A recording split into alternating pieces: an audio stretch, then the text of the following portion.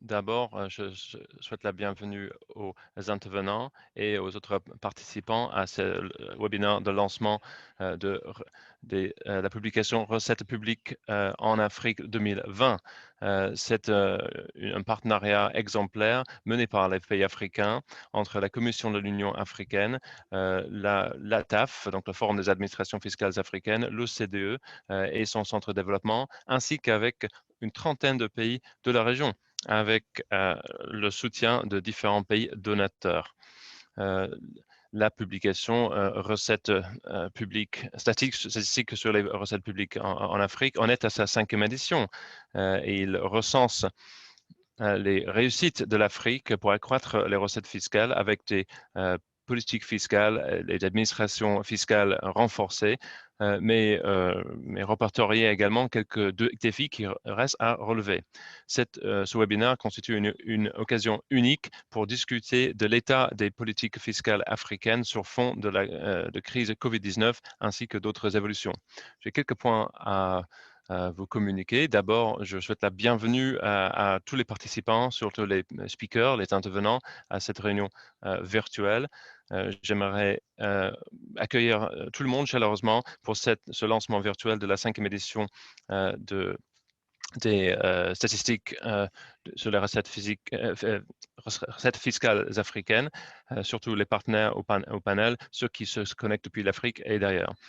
Le rapport est disponible sur le site web de l'OCDE.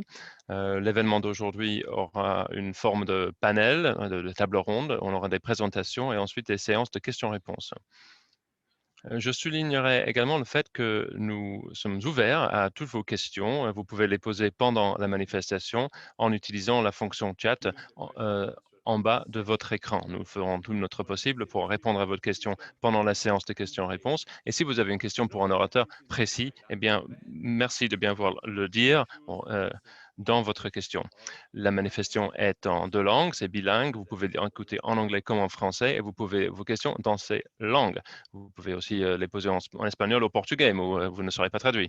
Le webinaire est également enregistré. Il sera posté sur le site de l'OCDE peu après cette manifestation, ainsi que les présentations.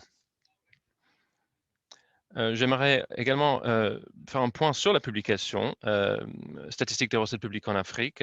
C'est un partenariat, comme je l'ai dit, exemplaire entre l'OCDE et les organisations africaines ainsi que les pays participants, avec le soutien bien sûr d'un certain nombre de pays au développement. Je mettrai en exergue le fait que ce rapport est une collaboration exemplaire avec des institutions africaines impliquées qui sont présentes parmi nous aujourd'hui. Nous avons la Commission de l'Union africaine, nous avons le Forum des administrations fiscales africaines, l'ATAF, nous avons l'OCDE avec le Centre de développement et le Centre de la politique et de l'administration fiscale, mais également nous avons aussi bénéficié de l'appui technique du CREDAF et de la Banque africaine de développement. Je tiens à remercier les partenaires au développement qui ont contribué, qui ont soutenu cette édition, ainsi que ceux qui vont le soutenir à l'avenir. N'hésitez pas si vous souhaitez soutenir des éditions futures de cette publication. Celle de cette année a été produite grâce au soutien notamment au gouvernement irlandais, japonais, luxembourgeois, norvégien, suédois et britannique.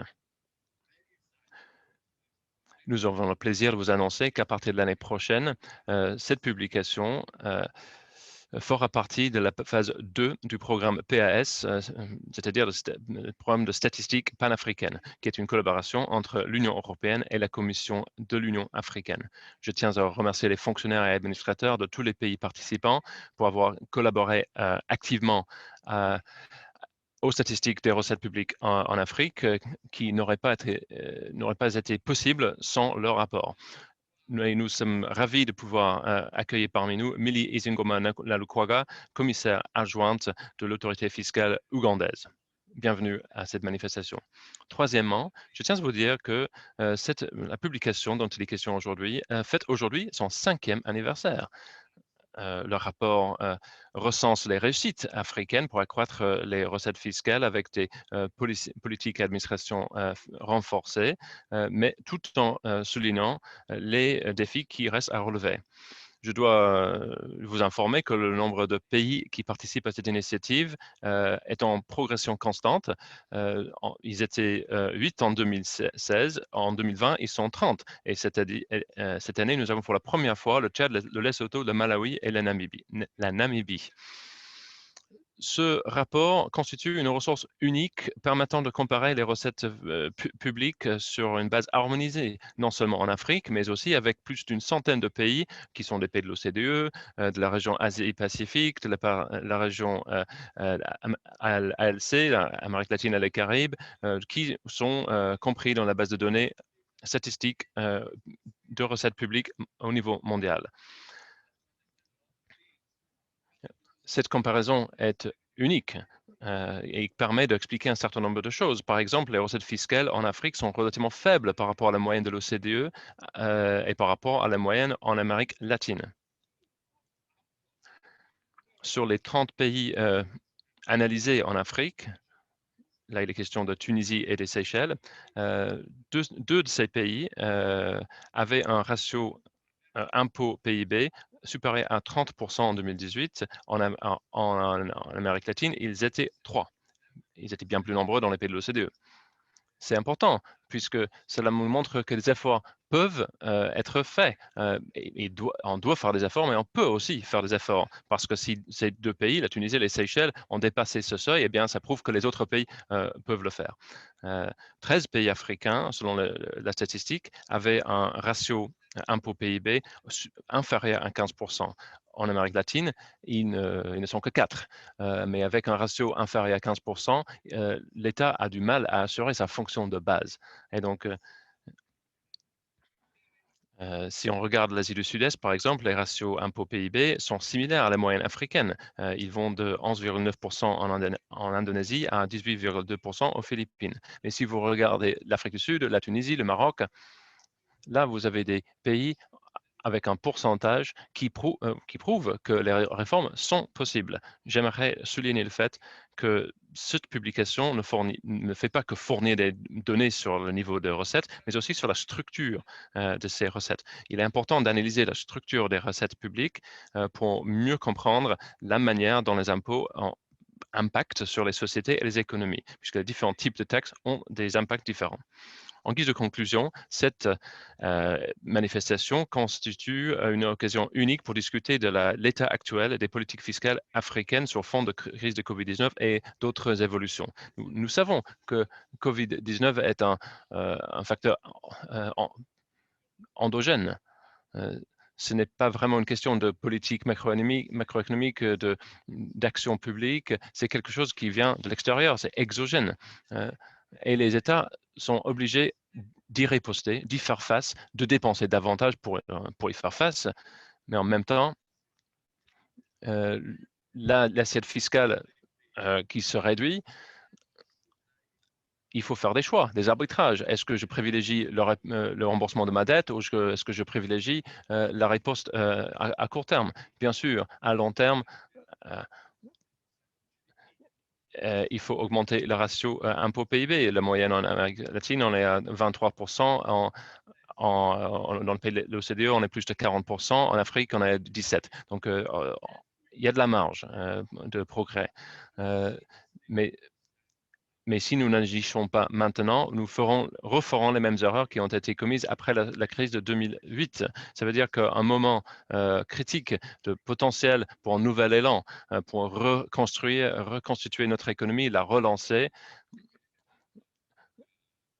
a été un peu raté, si je puis dire, parce que si on ne pense qu'à l'équilibre fiscal ou à l'équilibre budgétaire, nous finirons par aller dans le sens opposé. Donc, il faut penser à la dette, il faut savoir comment alléger la dette.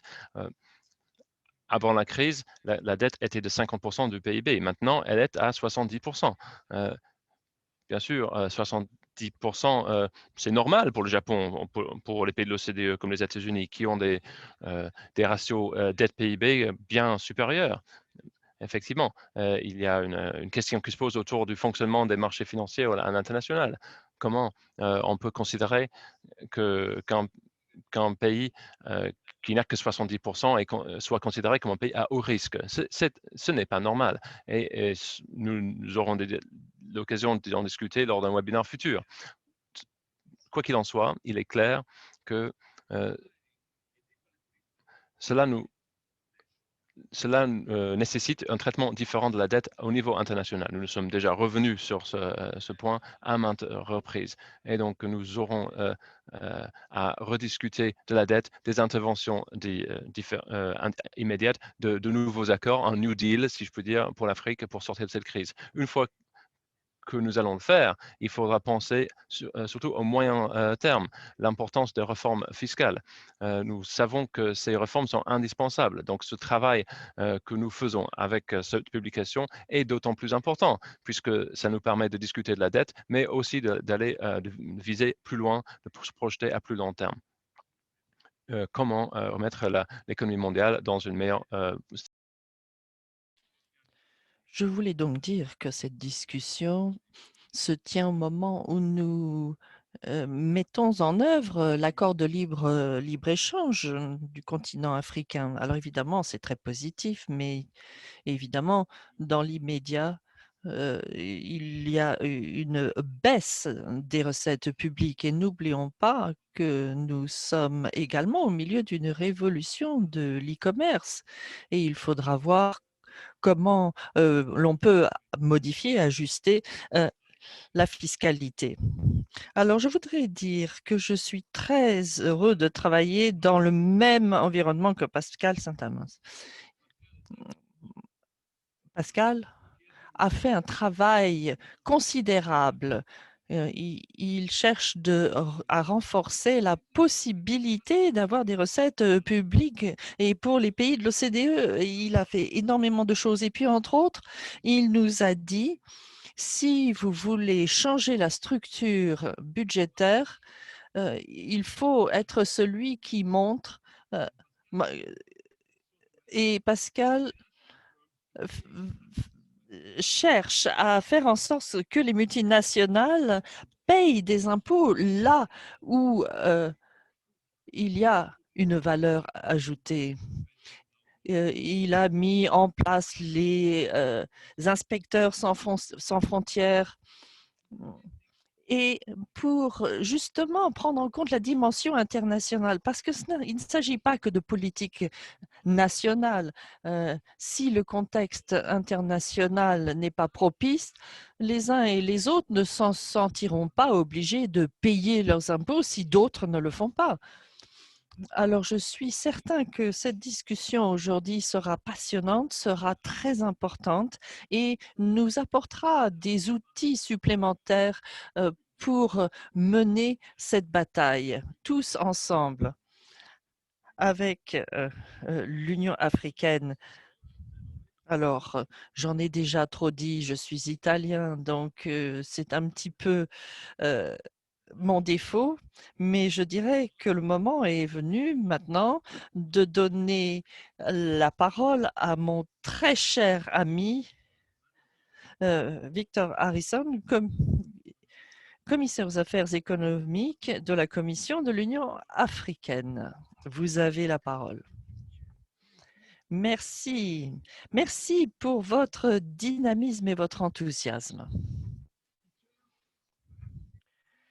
Monsieur le Président, Mario Pezzini, directeur du Centre de développement de l'OCDE, Monsieur Pascal Saint-Amand, directeur du Centre politique et d'administration fiscale de l'OCDE, Monsieur Logan Ward, secrétaire exécutif du Forum sur l'administration fiscale africaine, Madame Missy Isongoma Nalukwangu, commissaire adjointe de la Uganda Revenue Authority, mesdames et messieurs. C'est un plaisir pour moi de vous recevoir tous ici à ce lancement virtuel de l'édition 2020 de Statistiques des recettes publiques en Afrique. qui est une publication conjointe de la Commission de l'Union africaine, de l'OCDE, de l'ATEF, avec le soutien financier de l'Union européenne, la FDB et d'autres partenaires.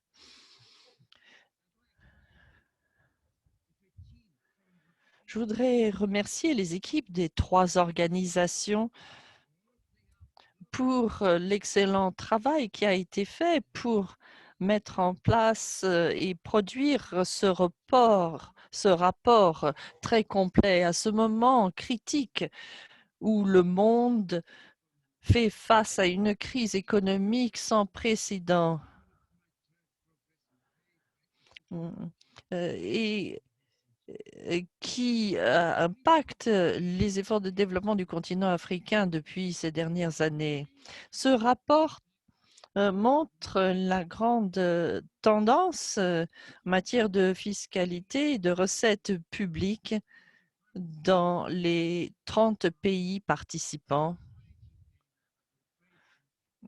de 2010 à 2018. Il y a là des informations essentielles sur l'avenir des mobilisations de ressources intérieures en Afrique, l'impact de la pandémie et la mise en œuvre de la zone de libre-échange de l'Afrique continentale. Comme vous le savez, l'émergence de la COVID-19 a eu un impact économique immense sur les économies africaines,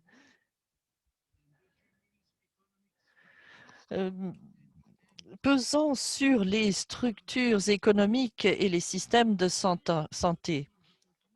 Le taux de croissance pour le continent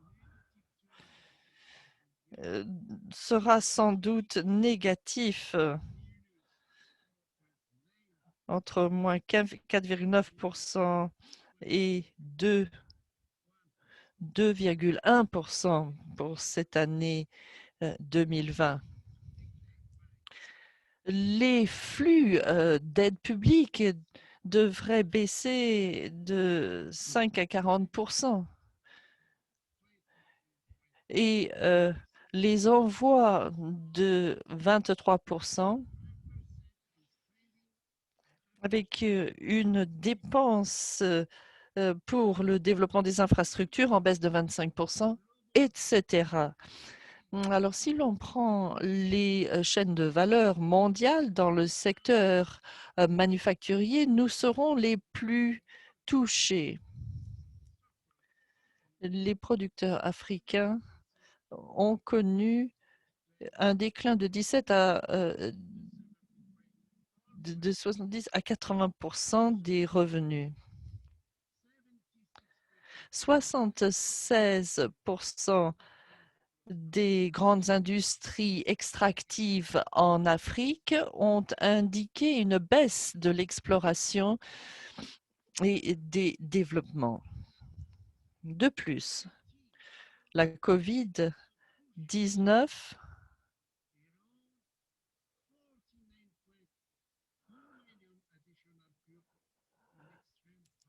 a causé des pauvretés extrêmes entraînant malnutrition et des pertes d'emplois colossales. D'après l'UNCTAD, les estimations indiquent que les pertes de recettes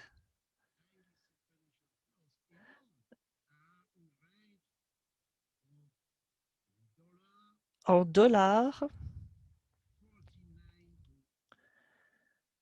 se situent entre 49 et 193 milliards. Pour contrôler l'épidémie, il y a eu des confinements nationaux dans beaucoup de pays, créant des problèmes économiques, notamment pour les entreprises locales. Et il y a eu des mesures multiples avec des réponses politiques structurelles considérables, avec des contraintes de liquidité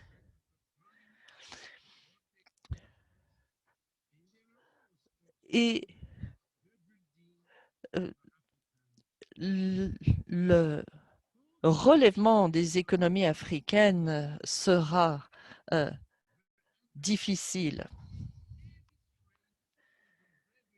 Il y a un poids considérable qui pèse sur les gouvernements et entraînant une augmentation de la dette parce que les pays ont dû emprunter plus pour couvrir leur déficit de dépenses lorsque les recettes fiscales se sont réduites pour une reprise et pour construire des économies résilientes. Les politiques tendent à mobiliser les recettes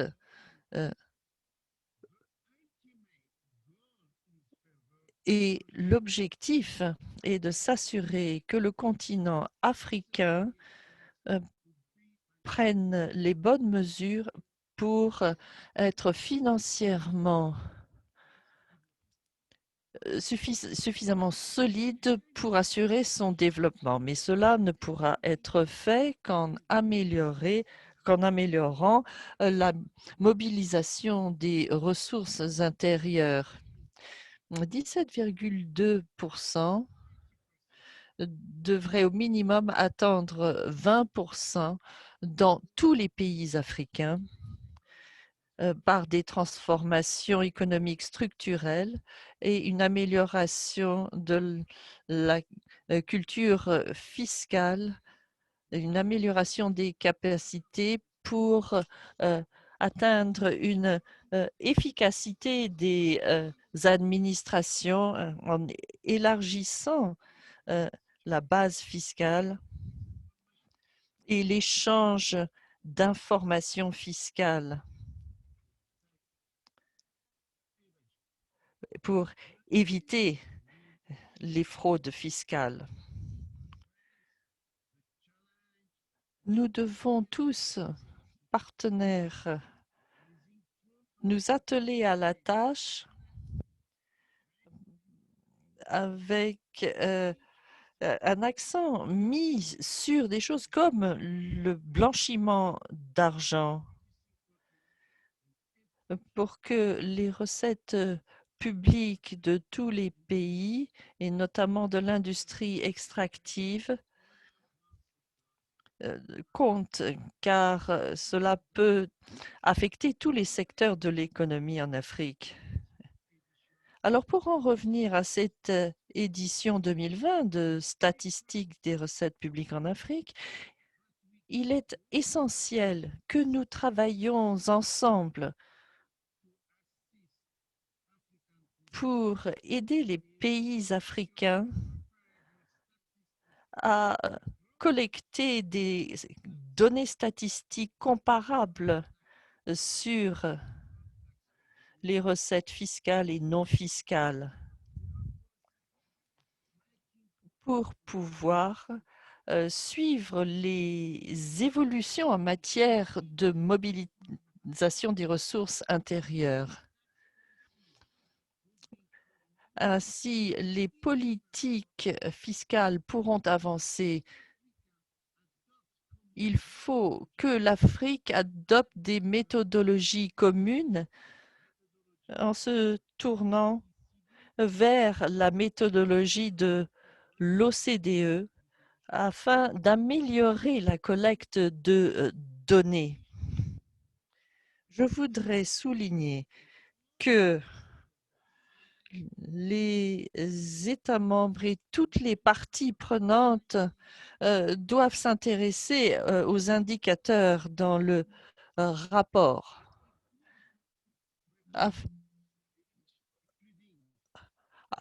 afin de mobiliser tous les efforts et de bien noter les bonnes pratiques des uns des autres. Alors pour la préparation de l'édition suivante du rapport, je voudrais en appeler à tous les pays africains des informations détaillées sur les recettes fiscales et non fiscales sur une base pays par pays est d'une très grande utilité. C'est important. Personnellement, j'aimerais également demander à l'équipe d'aller au-delà de l'analyse statistique des données dans la prochaine édition pour également s'intéresser aux bonnes pratiques et aux expériences dans différentes parties du monde afin d'améliorer les ratios en Afrique. Et nous avons bien sûr en tête l'agenda du développement durable. Puisque c'est mon dernier lancement de statistiques des recettes publiques, puisque j'arrive à la fin de mon mandat, je voudrais souhaiter longue vie à cet effort. Merci. Merci, merci beaucoup. Oui, nous avons beaucoup fait ensemble au cours de cette période. Donc, bien sûr, vous restez avec nous dans ce travail et merci pour votre soutien et votre appel aux pays africains à rejoindre l'exercice. Et effectivement, vous demandez à vos frères et à vos sœurs de rejoindre l'exercice. Alors évidemment, ce ne sera pas la dernière fois que nous nous voyons, mais je voudrais maintenant donner la parole à Pascal Saint-Amand, directeur du Centre politique et d'administration fiscale de l'OCDE, qui va mettre en exergue les résultats.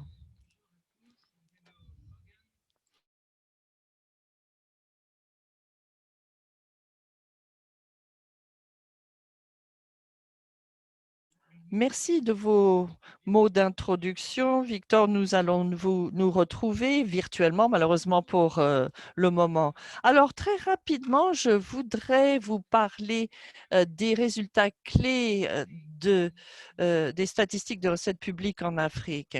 Alors, avant tout, il faut que je vous dise que c'est là un effort collectif. Et ça, c'est formidable parce que quand on a une coopération, il est toujours très gratifiant de voir le niveau de coopération.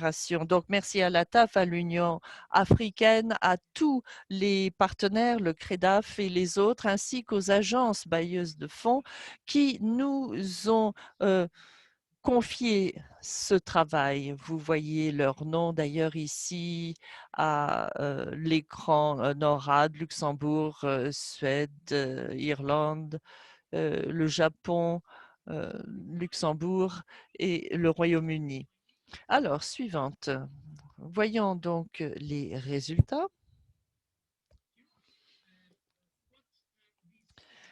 Alors,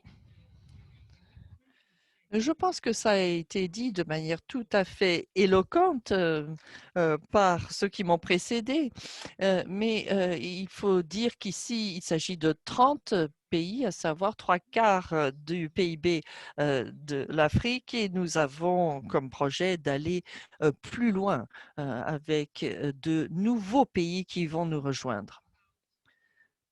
Alors, il s'agit des faits, des données Et c'est tout à fait essentiel pour les décideurs politiques s'ils veulent développer les bonnes politiques. Et comme ça a été dit en introduction, nous couvrons plus de 100 pays au niveau mondial et on peut utiliser cet outil interactif, cette base de données pour faire des comparaisons sur le ratio impôt-PIB, mais également la composition des recettes publiques. Il est important également de souligner que ce travail est tout à fait en ligne avec la stratégie pour l'harmonisation des statistiques en Afrique, mais également l'ODD, notamment l'ODD 17.1, améliorer les capacités internes pour la collecte des recettes publiques. Les outils pour l'administration fiscale sont clairs. Et il y a le 17-18 qui est le renforcement des capacités pour les pays en développement pour augmenter de manière significative la disponibilité de données de grande qualité et fiables. C'est donc au cœur de ce que nous faisons et je parlais également de l'Amérique latine, l'Asie-Pacifique et le reste de l'OCDE.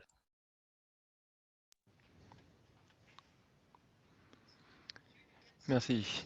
Donc là, vous avez un visuel qui est très parlant. Je suppose que vous allez tous chercher votre pays sur l'histogramme. En tout cas, Mario vient d'évoquer ce fait, mais vous voyez que vous avez une grande disparité, 30%, plus de 30% pour les Seychelles, modèle intéressant, la Tunisie, l'Afrique du Sud, le Maroc, qui ont des ratios bien supérieurs à la moyenne africaine et bien, qui se démarquent bien, tellement leur ratio est supérieur aux autres pays, même s'ils ont des ratios inférieurs à la moyenne de l'OCDE. Vous avez donc 4 pays qui ont des ratios impôt PIB plutôt élevés. Ensuite, vous avez un deuxième groupe autour de 20% et puis un groupe où c'est extrêmement faible, le Nigeria par exemple, même pas 5%, et vous avez une moyenne de même pas 17%. En tout cas, il n'y a pas vraiment de ratio idéal, comme l'a dit Mario, mais je pense que de manière pragmatique et intuitive, nous pouvons dire qu'en deçà d'un certain niveau, par exemple 15%, pour les pays à faible revenu, 18 à 20% pour les pays à revenus moyens. Et donc, en deçà de ce ratio impôt-PIB, on n'a pas les moyens, l'État n'a pas les ressources nécessaires pour financer le développement. Donc, pour l'Afrique, il convient de réfléchir aux solutions, aux réformes qui permettront d'accroître ce ratio. Mais Mario a très justement dit que sur fond de crise de Covid-19, l'heure n'est pas vraiment à une augmentation des impôts, elle est plutôt à un soutien accru à l'économie. Cela étant dit, non seulement en court terme, il faut agir, mais aussi à long terme, il faut restructurer et réformer les systèmes fiscaux africains afin d'avoir un accroissement des recettes fiscales, surtout des recettes intérieures, donc domestiques. Prochain transparence, s'il vous plaît, qui montre les tendances entre les pays d'Amérique latine, de l'OCDE et d'Afrique. Vous avez là la moyenne de l'OCDE qui est en progression, qui est stable, mais qui est en progression légère et régulière depuis 2010. Pour l'Afrique, c'est la ligne verte, vous avez une hausse légère, 1,4% sur la période, 1,9% pour les pays d'Amérique latine et des Caraïbes et 2% pour les pays de l'OCDE. Donc, la hausse de ce ratio est très, très faible finalement pour l'Afrique. C'est peut-être source d'inquiétude. Ce qui est très inquiétant, c'est cette stagnation depuis 2015. Les ratios sont restés totalement stables, totalement stagnants. Cela devrait être source de préoccupation. Et sachant que cette petite hausse sur 10 ans est le fruit des hausses de la TVA et des impôts sur le revenu, donc des personnes physiques. Donc, la République du Congo et Seychelles font partie des pays qui ont procédé à des augmentations des taux de TVA et de taux d'imposition sur les revenus des personnes physiques. Prochain transparent, s'il vous plaît.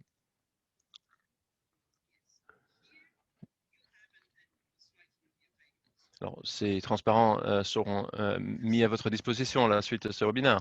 Là, nous avons répertorié ou groupé les pays par 3 grandes familles. À la gauche du transparent, vous avez des groupes, des pays qui sont dépendants des taxes de type TVA sur la valeur ajoutée. Donc, ce sont des pays qui ont des faibles taux d'imposition sur le revenu et qui sont tributaires de leur TVA. Au milieu, vous avez des pays qui dépendent davantage des taxes sur les biens et services autres que le TVA.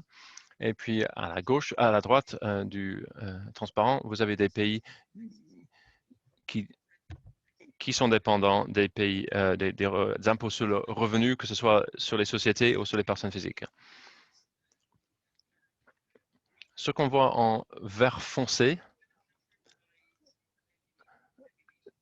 c'est le fait que plus un pays est dépendant des taxes indirectes, plus il est exposé aux fluctuations des revenus, des impôts sur les sociétés, qui représentent près de 20% des taxes totales ou des impôts totaux pour l'Afrique, alors que c'est 10% pour l'OCDE, un peu plus pour les pays d'Amérique latine. Donc cette plus grande exposition est une deuxième raison pour laquelle il est difficile de lutter contre l'informalité, contre le transfert des bénéfices, contre l'érosion de la base en Afrique. Et c'est pour ça, ce sont aussi des raisons pour lesquelles c'est encore d'autant plus important de lutter contre l'évasion fiscale, l'informalité, etc. Donc ces informations, je pense, sont précieuses pour les décideurs politiques pour décider des réformes fiscales à mener au moyen terme. Merci. Et prochaine transparence, s'il vous plaît.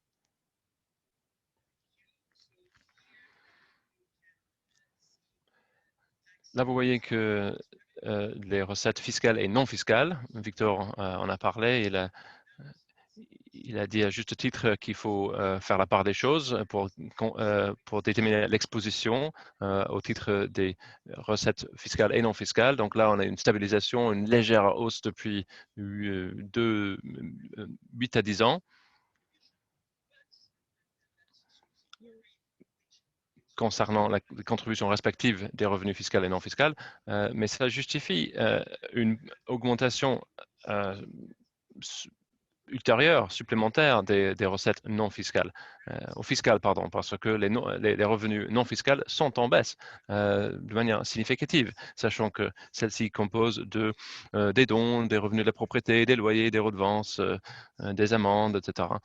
Mais pour les dons et pour les loyers, ces sources de recettes non fiscales sont en baisse significative. On est donc face à un défi. Ça pose toute la question de la soutenabilité de la dette, mais indépendamment de cela, les pays africains sont face à un grand défi qui justifierait une augmentation des recettes fiscales. Je passe donc au prochain transparent, qui sera le dernier. Ensuite, vous aurez l'occasion d'entendre Logan. Là, vous avez aussi une représentation des recettes fiscales et non fiscales, le pourcentage de chacune de ces sources de recettes.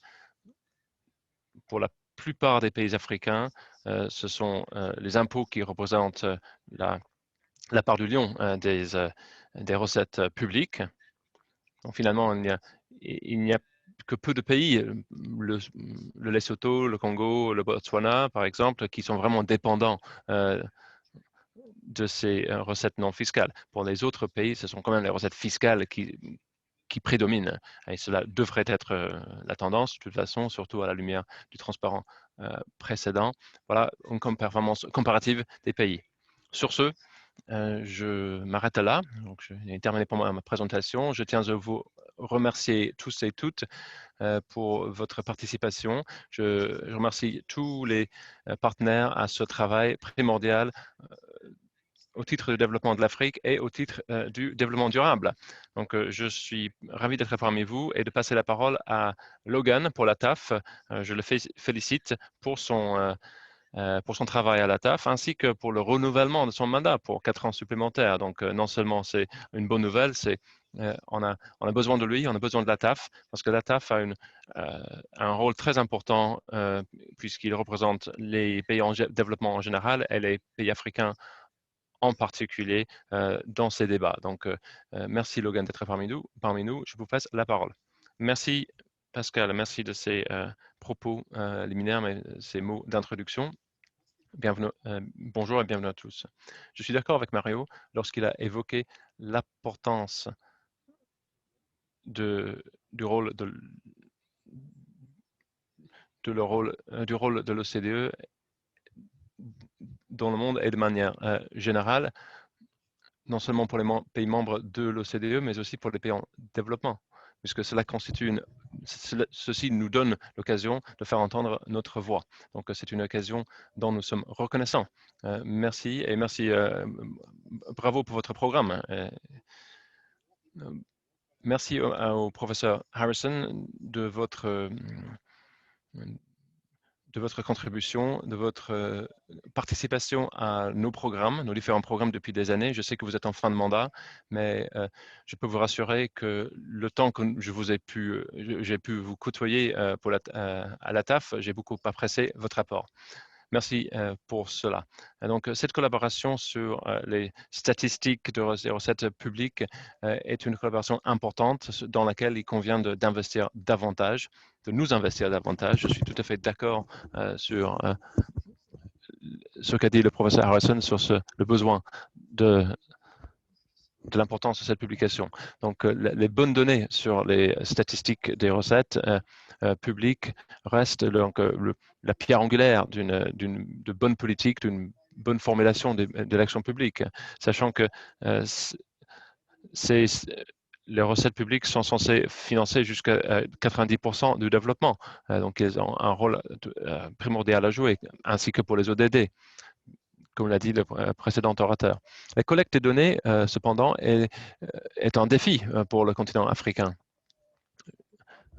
C'est d'autant plus important donc que nous avons Milly Nalukwago d'Ouganda qui est présente parmi nous. Je sais qu'elle a travaillé sur la publication de la CAF, donc la publication africaine sur la collecte des recettes.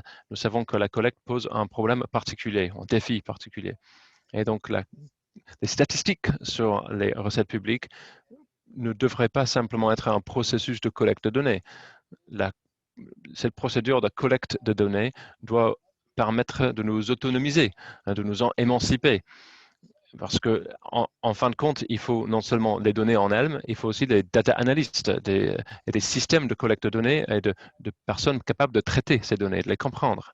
Et donc, dans notre publication, la CAF, nous collectons des données sur 18 mois avec des ateliers, différentes activités participatives, etc. Alors, lorsqu'on on vise à remplir l'ODD 17, par exemple, à harmoniser les statistiques, nous devrons gérer cette question des différentes sources de recettes publiques. Donc, la perspective fiscale de la TAF qui procède à une collecte pour 37 pays actuellement, dont 35 qui sont actifs, 2 qui ne le sont pas.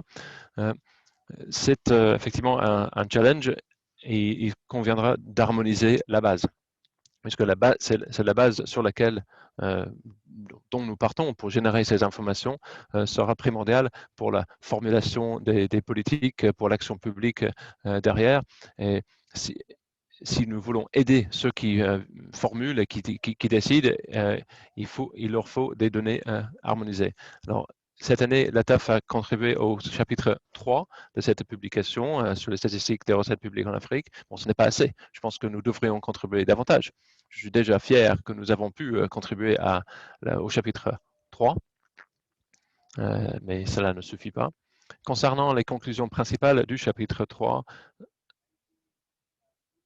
porte sur l'impact de Covid-19 sur le continent africain ainsi que sur la zone de libre-échange continentale. Alors, les statistiques sur les recettes fiscales cette année reflète différents aspects que Pascal a mis en exergue. Maintenant, pour ce qui est du ratio impôt PIB, effectivement, il y a une évolution de 15,1 à 16,5% depuis 2008 au sein de la TAF. Nous avons commencé ce travail pour l'Afrique de l'Est. La moyenne était en deçà de 12%. Si on revient sur le transparent de Pascal, sur le ratio impôt-PIB, ce qui est intéressant de constater, c'est que les chiffres pour les pays comme le Nigeria ou le Botswana, là, vous avez des ratios impôt-PIB en tant qu'indicateur, mais peut-être pas une réflexion juste ou montre peut-être que le mix, le bouquet fiscal n'est pas durable, n'est pas diversifié. Parce que dans ces pays-là, ce sont des industries extractives qui représentent la part du lion des recettes publiques, des recettes fiscales. Cela pose la question de la durabilité, de la pérennité de ces industries et surtout de ces recettes. Ne faudrait-il pas diversifier la base de collecte, sachant que au Nigeria, les recettes non pétrolières au Nigeria étaient de 3% il y a quelques années. Maintenant, elles sont de 4-5%. Mais dans un monde où le prix du baril, le prix du pétrole chute en permanence, le Nigeria se retrouvera de plus en plus exposé, de plus en plus vulnérable à ces fluctuations des cours. Donc, ensuite, il y a des taux de TVA qui évoluent, les impôts sur le revenu des personnes physiques, etc. C'est intéressant de regarder le cas du Botswana. Là,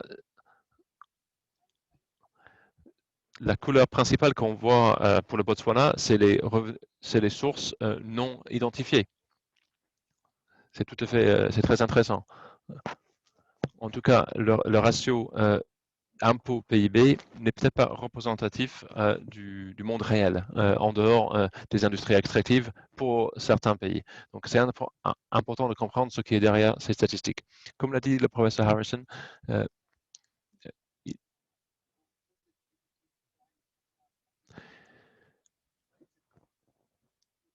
effectivement, il y a une baisse pour l'Afrique subsaharienne, estimée à 2,6% par le FMI, due à l'impact de Covid-19. Donc, c'est une baisse du PIB. Or, la pandémie n'a pas eu les mêmes impacts en Afrique qu'en Europe ou aux États-Unis, en tout cas sur le plan sanitaire. Mais sur le plan économique, l'impact sera beaucoup plus grave qu'ailleurs, parce que vous avez des cours des produits de base qui sont en baisse, l'aide publique au développement est en baisse, puis l'impact en Europe et aux États-Unis, le fait que la reprise peine à se faire dans ces pays-là fait que les effets de ruissellement ou les effets secondaires sur les pays d'Afrique subsaharienne notamment seront dramatiques. Puis dernier point, le chômage, la pauvreté de manière générale. Ces aspects sont bien pris en compte dans le chapitre auquel nous avons contribué. Puis nous avons une estimation de la CEA, de les Nations Unies, de 29 millions de personnes qui vont tomber dans la pauvreté, 90 millions d'emplois qui sont perdus en raison de la pandémie de Covid-19. Ce sont les défis, les enjeux, les apprentissages qu'il faut tirer de cette publication, de notre chapitre, mais aussi des autres chapitres. Il y a des apprentissages ou des questions plus larges qui sont, par exemple, d'où viendront les sources de ressources intérieures, comment mobiliser plus de ressources intérieures, comment favoriser un environnement propice aux entreprises. Dans notre chapitre, vous allez voir, nous évoquons les activités prises au court terme par les pays pour riposter face à l'épidémie de Covid-19, par exemple en prolongeant les délais de déclaration des impôts, en reportant le délai de paiement. 25% des 73 mesures prises ont été prises dans ces pays. En guise de conclusion, je dirais que les données sont importantes, certes, les statistiques sont importantes, mais encore plus important, c'est qui les lit, qui les utilise, comment on les utilise pour formuler les politiques utiles en matière d'action publique. Merci beaucoup de votre accueil et je vous repasse la parole, Mario. Merci, Logan. Vous avez tout à fait raison, ce que vous venez de dire.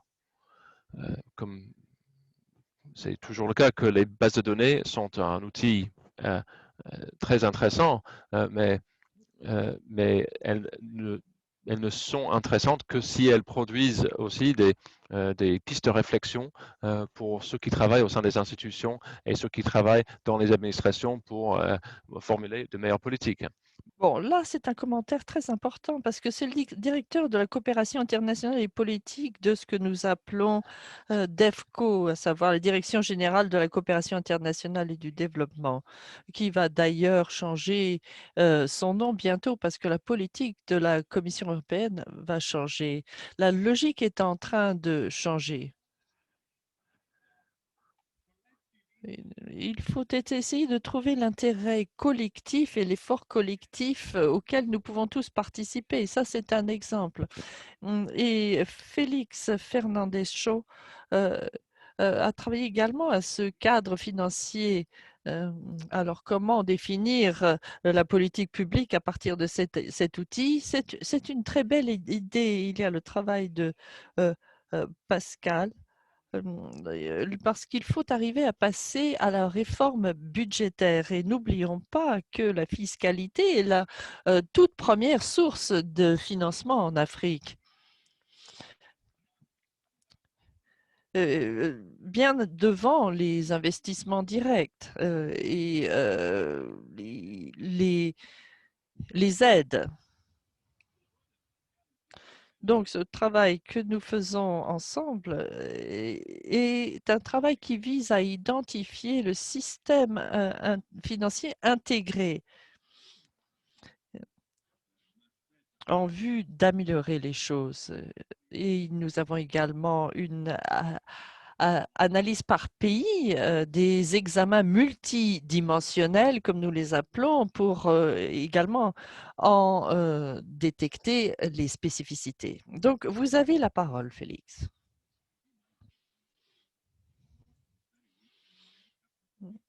Peut-être ne suis-je pas capable de donner la parole à qui que ce soit.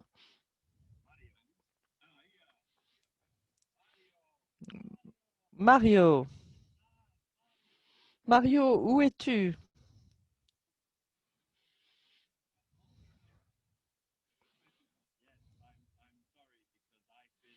Oui, je suis désolé parce que jusqu'à 14h45, j'ai essayé de me connecter. Donc, je n'ai pas entendu grand-chose, mais j'ai pu écouter Logan, ce qui est toujours très intéressant. En tout cas, je veux vous remercier de permettre à la Commission européenne de participer à ce lancement. Et je vais vous dire pourquoi. Tout le monde aime être présent au lancement lorsqu'il s'agit de l'autonomisation des femmes ou la numérisation, les migrations. Ça, ce sont les choses qu'ambitionnent tous les gens. Mais bon, effectivement, les statistiques en matière de fiscalité, c'est peut-être moins attrayant, mais c'est très, très important parce que cela donne les connaissances et les informations sans lesquelles nous ne pourrions pas travailler. Nous basons tout sur des statistiques pour que les décisions politiques puissent être prises en tant que pays, en tant que membre, en tant que partenaire ou en tant qu'organisation internationale. Donc, grand merci d'avoir continué ce travail. Alors, je vais essayer d'être aussi bref que possible, mais je voudrais souligner plusieurs points. Tout d'abord, la quantité. La quantité, c'est important. Il est important que nous puissions avoir des systèmes de recettes publiques durables. Et pour cela, il nous faut savoir quelles sont les finances nécessaires dont nous disposons? Vous le disiez, avec le FMI et avec les Nations unies et avec votre soutien et au sein du G20, nous sommes très en faveur d'un cadre intégré parce qu'il nous faut certes les statistiques, mais il nous faut également une stratégie financière. Comment un pays peut-il être sûr de ses finances euh, intérieures, internationales et euh, tout cela dans le cadre également du changement climatique, de la numérisation, etc. Et vous savez, il y a les priorités en matière de politique et il faut comprendre si les euh, euh, taxes reflètent suffisamment les priorités d'un pays donné dans l'amélioration de la qualité, avec la promotion de la transition bas carbone, ou est-ce que cela vise plutôt de manière sensible les questions de genre? Parce que là, on parle de la moitié de la population et ce qu'il nous faut, bien sûr, c'est que tout cela soit clairement inclus dans nos recouvrements d'impôts. Alors, il faut voir comment les taxes sont collectées. Et le numérique, là aussi, c'est un outil très important, non seulement pour le recouvrement, mais également euh, euh, pour l'égalité. C'est pour cela que le ratio TVA-PIB est très important. Et puis enfin,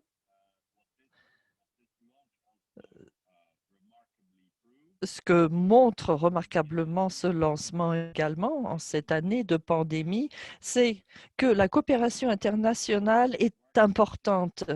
Et si nous travaillons aux statistiques ensemble, l'Union africaine, l'OCDE, Eurostat et d'autres, je pense que ce sera une très bonne chose. Vous savez qu'il y a eu l'initiative fiscale 2025 pour le renouvellement de notre engagement. Et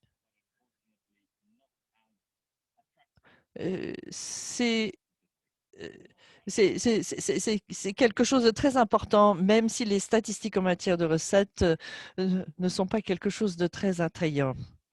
Merci, merci pour cette contribution. Vous l'avez dit, vous avez tout dit. Il faut que nous trouvions le moyen de mieux mobiliser les ressources intérieures avec les politiques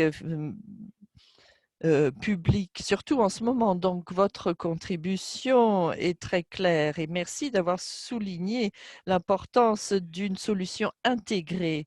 Et encore une fois, le travail du Centre pour la fiscalité euh, qui est très important. Et donc, je vais pouvoir maintenant donner la parole à Madame Millie Isingamana-Lukwago, commissaire adjointe de la Uganda Revenue Authority. Vous avez la parole.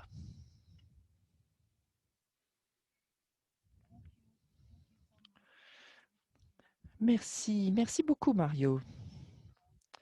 Et merci à tous de me donner cette occasion de participer au lancement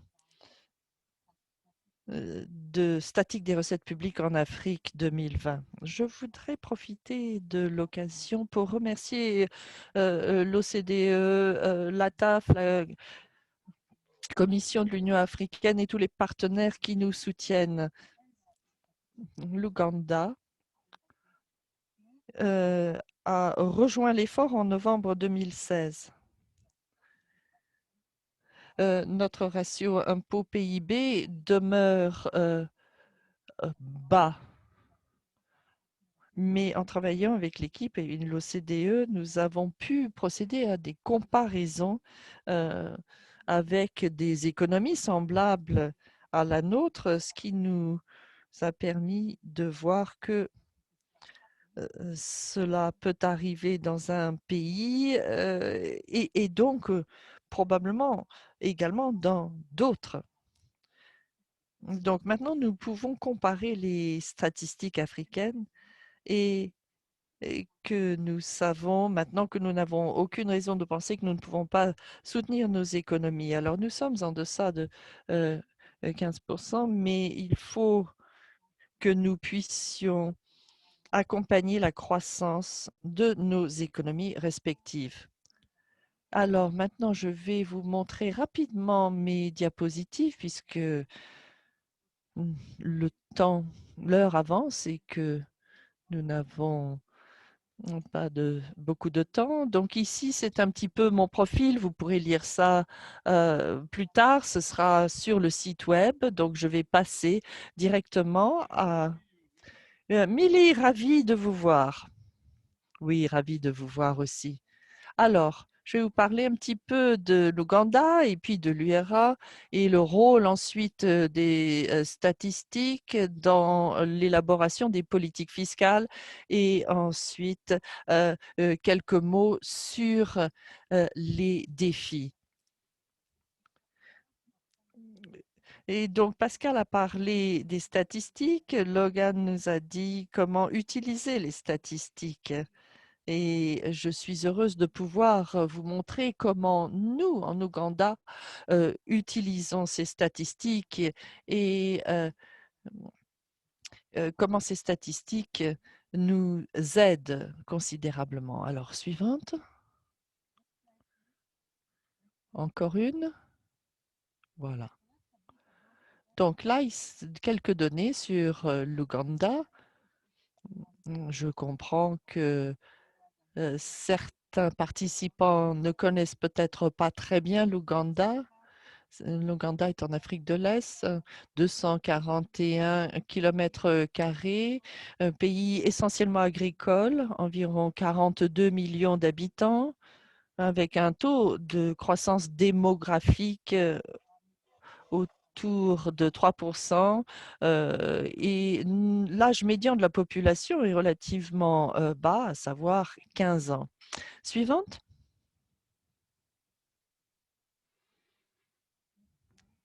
Voilà. Donc, quelle est notre mission? Nous devons apporter un environnement qui permet une bonne expérience des services fiscaux et une facilitation pour les entreprises. Et sans les statistiques, ce ne serait pas possible. Il faut pouvoir se comparer aux pays qui sont semblables. Donc, c'est cela qui est nécessaire pour que nous puissions avancer. Il faut savoir quelle est la performance des autres et ce que font les autres. Donc, les statistiques sont un véritable outil de comparaison avec l'OCDE, les pays subsahariens. La suivante, s'il vous plaît. Donc, c'est là notre mission et notre vision. On ne peut pas être centre d'excellence et d'innovation s'il n'y a pas une comparaison en continu des services mm, entre pays. Et c'est là qu'interviennent les statistiques pour nous. Suivante.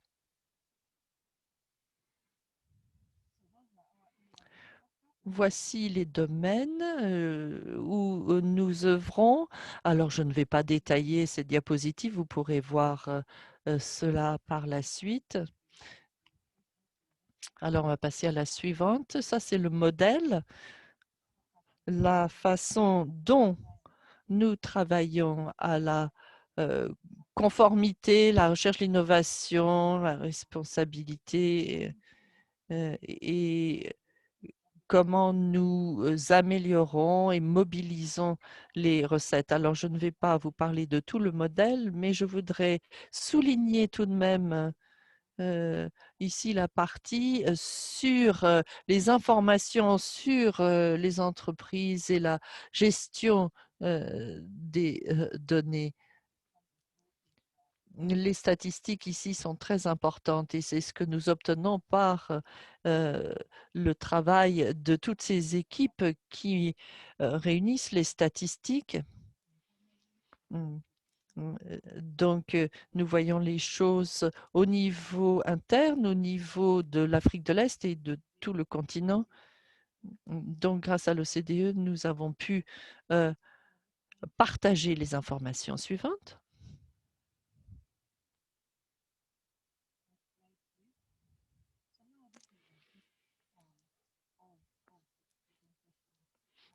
Voilà finalement ce qu'il y a au cœur de cette présentation. Ici, nous compilons tous ces données, mais il y a la responsabilité de la politique fiscale en Ouganda. Alors, chez nous, à l'administration fiscale,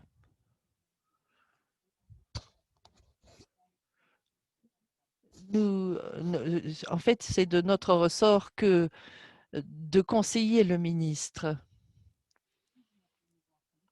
Nous avons collecté les statistiques en interne manuellement. C'est ainsi que nous faisions auparavant. Mais à ce moment-là, on ne sait pas ce qui se passe ailleurs et on ne peut pas se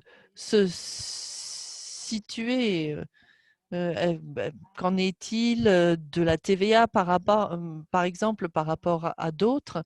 Mais maintenant que nous pouvons procéder à ces comparaisons, cela nous permet de nous améliorer. Et nous sommes responsables de proposer également des mesures fiscales. Et donc, euh, ces comparaisons alimentent également notre réflexion. Nous savons ce qui se passe à l'heure et nous pouvons proposer des changements euh, pour la fiscalité. Alors, le ministère, nous travaillons en étroite coopération avec ce ministère. Mm, mm.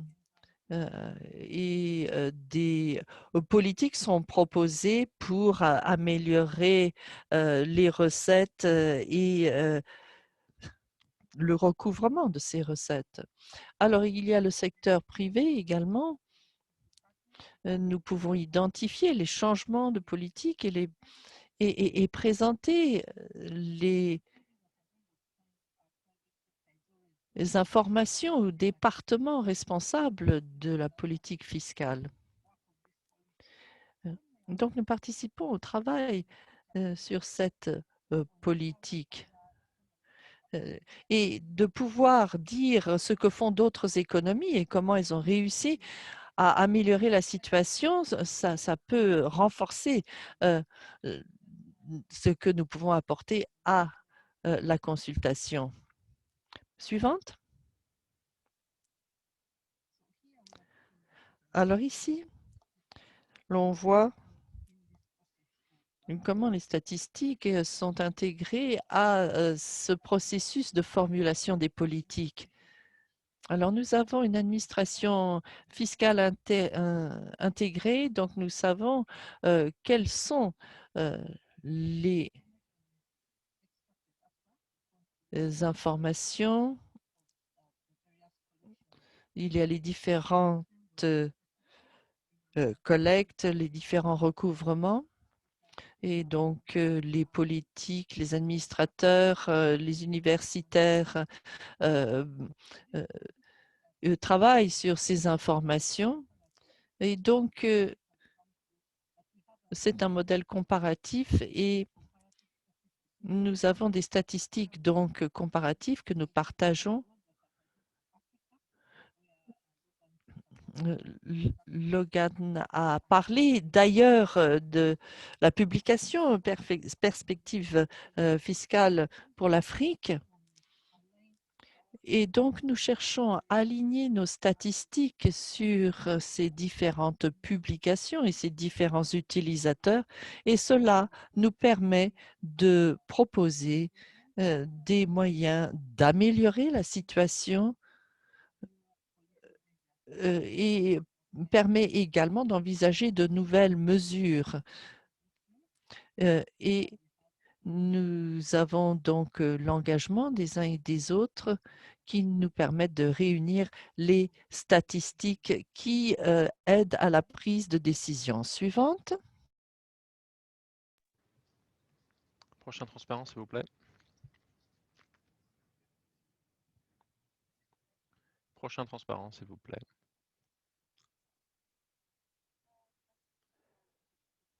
Alors, quel est le rôle des statistiques sur les recettes publiques? Eh bien, il y a trois domaines principaux. D'abord, trois rôles principaux. D'abord, pour faciliter le conseil en matière de politique fiscale, les statistiques sur les recettes publiques, c'est une des variables qui alimente l'analyse économique et la recherche nécessaire pour pouvoir conseiller en matière de politique fiscale. Donc, nous avons une fonction, une direction qui s'occupe de cela, qui compare les structures fiscales, les assiettes fiscales. J'ai beaucoup apprécié le transparent de Pascal sur la répartition, la ventilation fiscale des différents pays. Alors, nous nous comparons beaucoup au Rwanda, un pays qui est plus dépendant de la TVA que nous. Mais donc, le transparent m'a beaucoup plu parce qu'il nous a montré nos similarités, mais aussi nos différences. Et tout cela est non seulement informatif, ça a un rôle crucial pour formuler les politiques et proposer des réformes. Donc, cela nous aide pour identifier les nouvelles mesures nécessaires.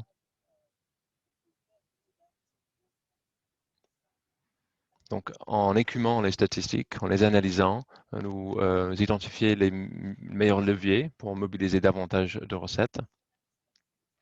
Les statistiques nous permettent également de faire des modélisations et des pronostics. Alors, je suis contente que le nombre de pays dans ce recensement est augmenté, que nous soyons aujourd'hui 30 au lieu de 6, parce que plus on est nombreux, plus la comparaison est facile et plus la comparaison est intéressante. Cela permet de faire des pronostics de manière plus juste. Ça alimente nos calculs budgétaires. Et bien sûr, bien sûr, les statistiques sur les recettes publiques facilitent également le suivi et l'évaluation de notre action.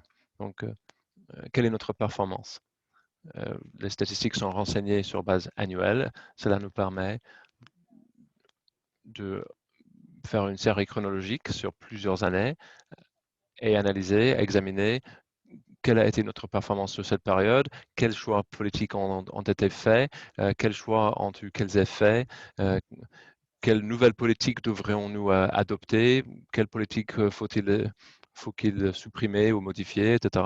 Donc, nous sommes reconnaissants vis-à-vis de l'OCDE et de la TAF pour leur rapport, parce que ça nous aide à faire ce travail.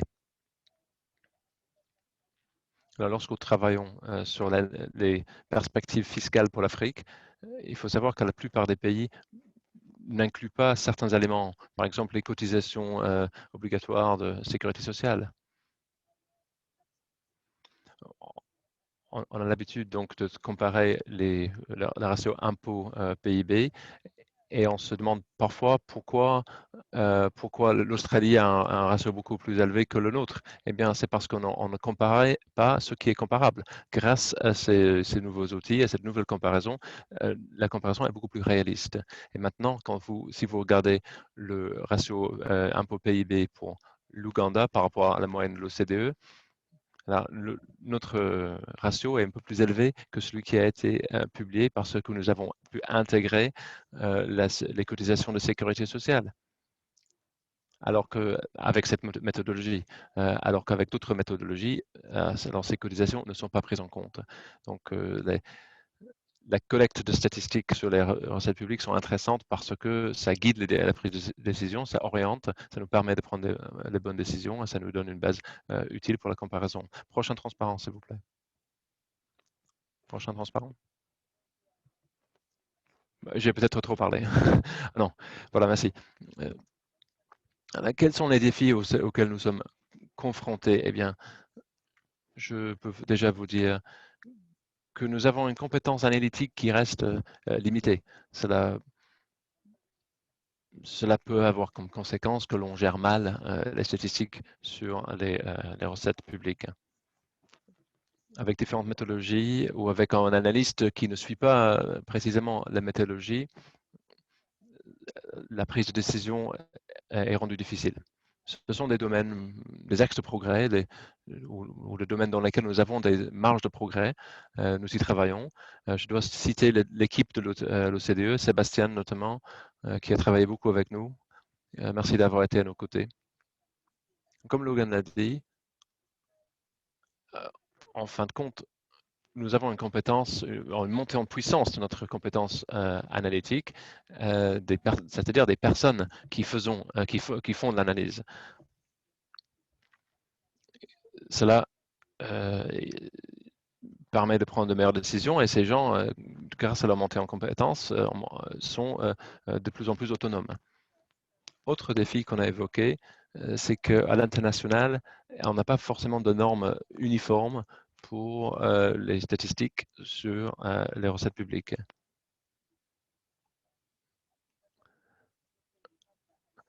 Alors, l'ATAF n'est pas l'OCDE, il y a aussi l'ISORA, il y a différentes normes, différents standards. Bon, on s'y fait, on prépare des statistiques différentes pour nos différents clients, si je puis dire. Mais si on pouvait arriver à une méthodologie harmonisée afin d'avoir un produit de sortie, un ensemble de données totalement 100% comparable à l'international, ce serait vraiment formidable. Donc, je pense que ceux qui consomment, ceux qui utilisent ces statistiques en seraient ravis également. Nous sommes prêts à y travailler. Rapidement, je veux également partager avec vous le fait qu'avec le Covid-19, nous avons dû devenir plus souples dans notre action. Alors, comment avons-nous pu devenir plus agiles, plus souples dans le monde des statistiques, sachant que celles-ci sont publiées sur base annuelle? Cette publication est publiée en 2020, mais comporte des statistiques de 2018. Nous devons trouver une manière pour publier les statistiques plus vite, les rendre publiques plus tôt. Je pense que dans certains cas, on fait un reporting sur base mensuelle. L'impact du Covid-19 nous fait penser, nous fait réfléchir à publier de manière mensuelle nos statistiques afin de pouvoir mieux suivre la situation qui est en pleine évolution. Je pense qu'il faut y réfléchir aussi pour les publications comme celle-ci, réfléchir aux outils nouveaux qui permettront une publication plus rapide, des statistiques non pas annuelles mais mensuelles, et bien sûr 100% comparables. Au sein de la communauté africaine, nous y réfléchissons. Nous venons d'avoir une réunion avec le directeur général à ce sujet. Je sais que si on devait les publier mensuellement, il y a d'autres variables à prendre en compte, mais je pense que c'est le cap qu'il faut définir. Il faut aller dans ce sens. Parce qu'actuellement, ceux qui utilisent les statistiques, comme les États par exemple, notre gouvernement, ne veut pas agir sur la base d'une statistique annuelle. Il veut avoir des statistiques plus récentes, fournies plus rapidement, pour pouvoir riposter adéquatement face à la crise. Donc, en guise de conclusion, je vous remercie encore une fois de votre accueil. Je remercie Logan. de cette occasion.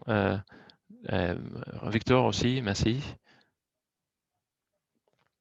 Je tiens en particulier à remercier Victor d'avoir recommandé que nous allions au-delà des seules statistiques et que nous soyons aussi force de proposition. Donc, dans les perspectives fiscales africaines, nous allons dans ce sens. Donc, pas que de la collecte de statistiques, mais aussi des propositions concrètes. Donc, je me rejoins à lui.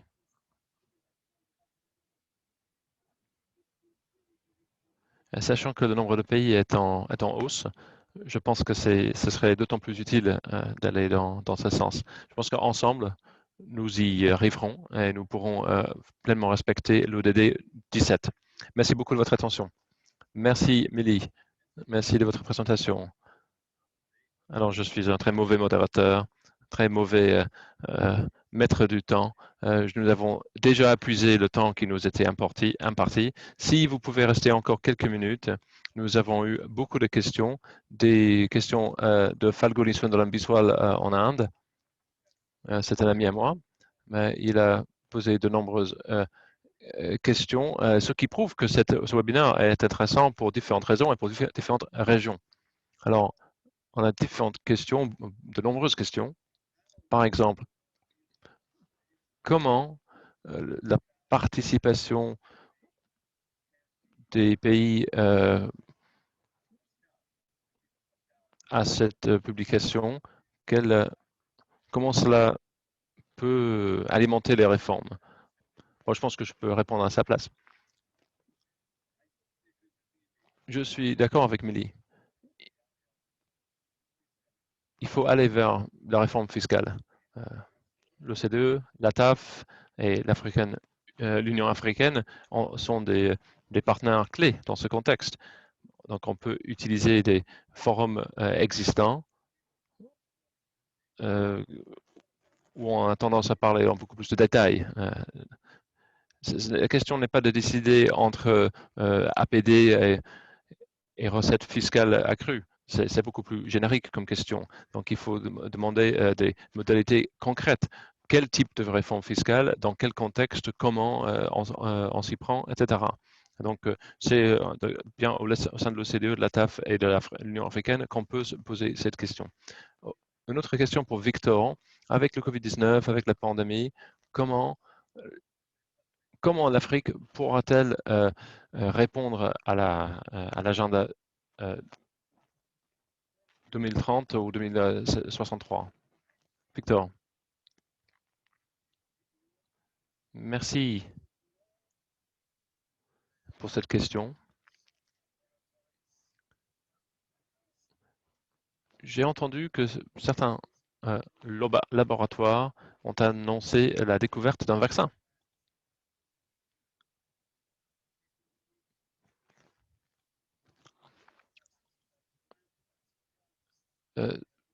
Le département des affaires économiques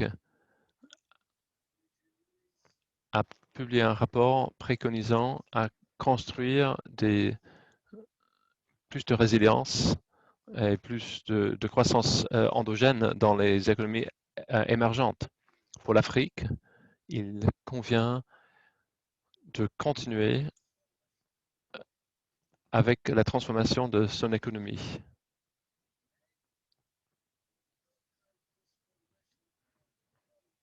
Cela veut dire le traitement, la transformation sur place, localement, des matières premières. Il est grand temps que l'on transforme sur place en Afrique les matières premières ou les produits de base. Mais il convient également que l'Afrique mobilise davantage de ressources intérieures pour lutter contre l'IFF. C'est primordial de lutter contre la fraude fiscale. Avec Logan, mon frère, à la TAF, nous avons tenu beaucoup beaucoup de webinaires, beaucoup de réunions en ligne où nous sommes convenus qu'il convient de lutter contre l'IFF. Donc, il est temps d'agir de manière concrète.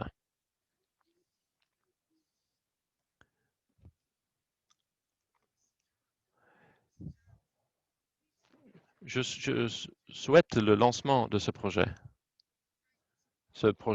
de lutte contre l'IFF.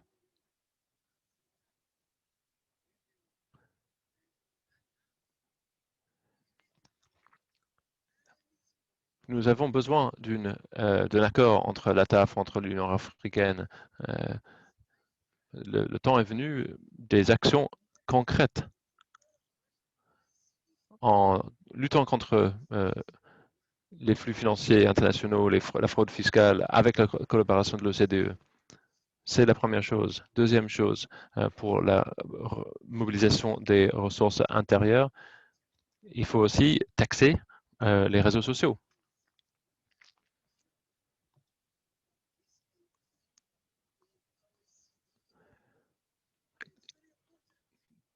Quelle est la situation au niveau de l'OCDE de cet enjeu, pour moi, primordial, parce que je vois émerger une nouvelle économie. Et c'est plus d'une nouvelle économie, c'est une nouvelle vision de l'économie qui émerge, et donc une nouvelle mentalité. Pour moi, il n'y a pas de dignité pour ceux qui ne payent pas leur dû. Merci bien, Victor. J'ai une question intéressante pour Logan. La demande à l'international est faible, elle restera faible pour un certain temps à venir. Et nous le savons parce que les perspectives internationales, y compris celles de l'OCDE, montrent que le niveau d'activité économique est au plus bas. En même temps, le tourisme est un secteur très très touché. Les investissements directs de l'étranger vont baisser, les envois de fonds vont baisser. Dans ce contexte, dans ces conditions, comment peut-on gérer ces flux venus de l'extérieur? Je compte également le tourisme là-dedans. Et surtout que l'aide, il y a aussi la contribution de l'APD, mais l'APD fonctionne aussi du PIB des pays donateurs. Et donc, si le PIB des pays de l'OCDE est en baisse, ça veut dire que l'APD sera également en baisse. Donc, face à cette baisse des recettes non fiscales et des recettes fiscales, Logan. Merci. Je pense que surtout, il faut agir là où on peut agir, sur les choses qu'on peut maîtriser. Si on agit inutilement sur les choses qu'on ne maîtrise pas, nous allons perdre du temps que nous aurions pu utiliser pour faire les choses qui sont dans notre contrôle. Par exemple, pendant le confinement aux Seychelles, il y avait quand même 40 vols par semaine qui arrivaient des Émirats.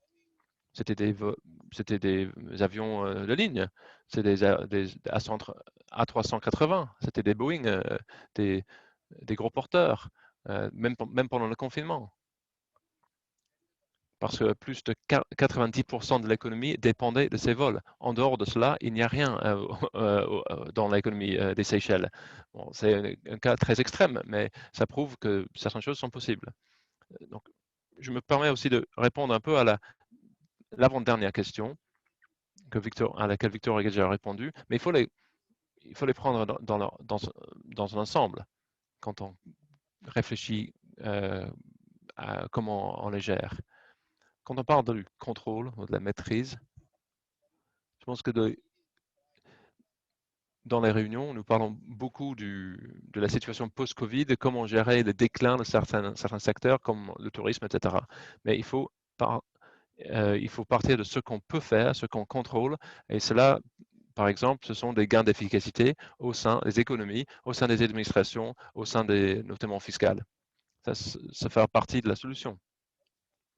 Dans les pays qui s'en sont mieux sortis de la crise de Covid, par exemple, au niveau de l'administration fiscale, au niveau de la collecte de recettes, etc. Ce sont les pays qui ont beaucoup investi dans l'informatique, qui ont des infrastructures informatiques robustes. Et ce sont leurs administrations fiscales qui sont sorties le mieux dans la crise du Covid-19. Donc, il faut être efficace, il faut réaliser les économies où on peut, mais il faut aussi élargir l'assiette d'imposition. Non pas taxer davantage ceux qui sont déjà taxés, mais taxer davantage ceux qui ne sont pas assez imposés.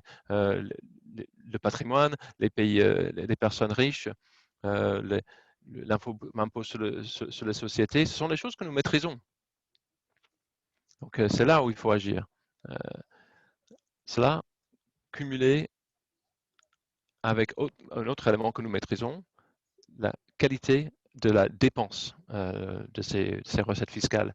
Quelle part de ces recettes fiscales alimente des services publics qui ne contribuent pas à l'essor de l'économie, qui sont un peu endormis sur leur laurier?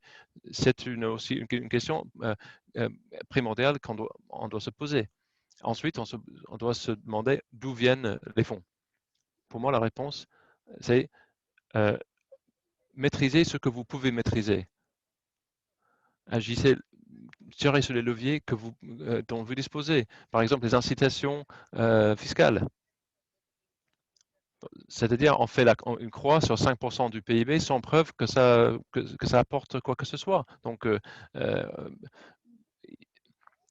réfléchissez-y une nouvelle fois. Ensuite, l'économie numérique, Pascal l'a évoqué. On parle au sein du G20, au sein de l'économie mondiale, on parle de 1%, 2% par-ci, par-là. Entre-temps, les entreprises font des affaires dans nos pays. Il faut les imposer de façon réglementaire, de façon légale. Il faut le faire maintenant. Ensuite, il y a la question des compétences. Et puis, il y a les compétences. Là où nous avons amélioré les compétences, la capacité à comprendre la fiscalité des multinationales et également l'échange d'informations, la valeur d'une chaîne de coopération internationale. Ça, c'est quelque chose que vous pouvez faire. C'est là que vous allez trouver l'argent. Ce n'est pas la peine de dire que c'est la faute de la contraction des économies européennes ou américaines.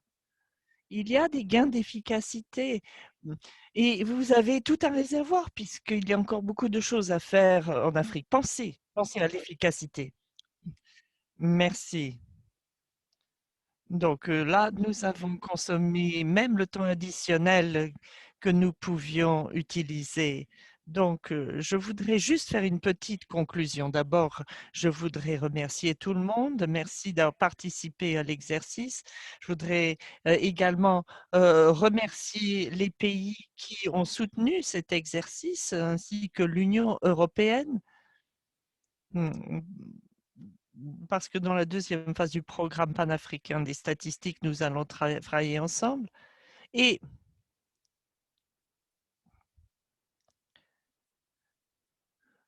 nous sommes dans une situation où un New Deal est nécessaire. Il s'agit vraiment de ça, d'un New Deal. Nous devons relancer l'économie mondiale. Et qui, depuis 20 ans, a eu besoin de croissance, eh bien, ce n'étaient pas les pays développés, mais plutôt les pays en développement. Donc, il nous faut une vision, il nous faut des stratégies, il nous faut des projets. Et vous, Lagan, vous venez de dire une chose très importante. Nous ne pouvons pas nous faire l'économie de réfléchir également aux dépenses. Il ne s'agit pas que des recettes. Donc, quelles sont les institutions que nous voulons modifier, réformer? Ça, c'est une stratégie. Ça, c'est un projet. Et puis, quand il y a des institutions qui créent des goulots d'étranglement, c'est généralement des choses qui sont propres à un pays donné. Alors, avant tout, il faut penser à l'Union africaine, mais il y a également le centre des taxes. Il y a plusieurs tableaux. Nous ne pouvons pas avoir une stratégie, une vision qui aille au-delà de l'Afrique. Donc, il faut avoir ce format, il faut cette participation. Oui, il nous faut les données sur les dépenses, sur les recettes fiscales, mais tout cela de façon intégrée, comme l'indiquait l'Union européenne. Alors, il ne s'agit pas juste de grandes catégories, investissement étranger, aide publique, etc. Ça n'est pas utile. Il faut vraiment entrer dans les détails des systèmes nationaux. Et là encore, le travail de l'Union africaine et du centre euh, et du centre de développement sont indispensables parce qu'ici, on s'intéresse aux caractéristiques nationales et puis toutes les considérations à avancer par Milly. Enfin, je rappellerai que si vous voulez un moral et une réforme, nous ne serons pas crédibles au niveau national si nous ne nous intéressons pas aux grandes questions internationales qui ont un impact également sur la fiscalité. Alors, Pascal a fait beaucoup de travail sur le BEPS. Les questions qui se posent également en lien avec la numérisation, s'agissant du recouvrement des impôts, ça aussi c'est important. Et puis, de nouveaux impôts, des taxes au niveau international. Il faut penser à ces autres sources parce que ça devient indispensable. Alors évidemment, il y a la pandémie, mais la pandémie est également mondiale. Donc pour toutes ces raisons, et suite à nos échanges aujourd'hui, et merci aux participants, euh, tout ce que nous avons pu réunir, ça a été très utile et je voudrais remercier tout le monde et puis euh, euh, demander pardon d'avoir dépassé l'horaire qui nous était imparti, mais je serais heureux de vous revoir. Victor, à bientôt. Au revoir à tout le monde.